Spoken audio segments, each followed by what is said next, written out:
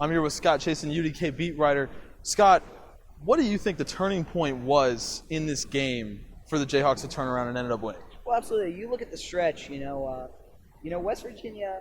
They had the lead for a while going into this game, especially going into the first half. The buzzer beater there by, I want to say, Natalie Knight was absolutely huge. But you look at the second half. Asia Boyd makes back-to-back baskets, gives Kansas its first lead in over, I think, 20 minutes. And really, when she gets going, that's kind of what drives the team. You talk about a player like Lauren Aldridge.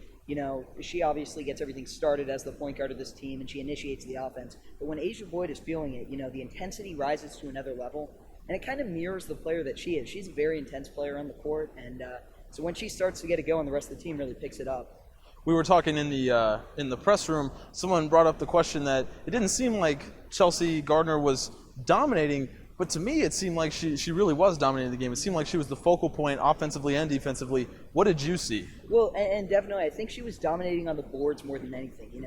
It's one thing to look at points. 20 points is nothing for her. She's done that this year. That's been the same story. But 20 rebounds, she had multiple possessions where she got 2 offensive rebounds or a defensive rebound and an offensive rebound on the other side.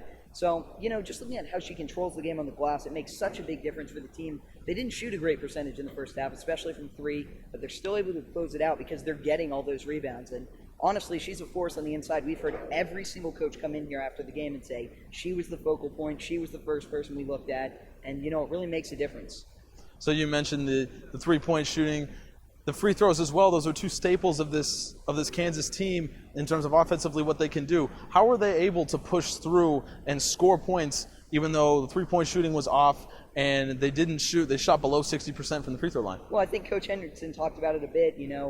She mentioned they were able to get out in transition. And it really all starts with the defense. You're dead on. The free throw shooting wasn't there, about 50%. 3-point shooting in the first half was pretty bad. But when they can make plays defensively, get out in transition and get those easy baskets, it works wonders for a team. Especially this game was in the 60s and 50s. This was not a first to 100 type game that maybe we saw earlier in the year against Alabama, where it was 85-80 and it just looked like whoever had the ball last was going to win. I think this is the style they want to play. They want to get up and down the court and play with a fast tempo, but they still want to have some respect for themselves on the defensive side of the ball. So ultimately a really good win for the team. All right, Scott, thank you for joining us. Scott Chasen, beat writer from the University Daily Kansan. Thanks again. Mm-hmm.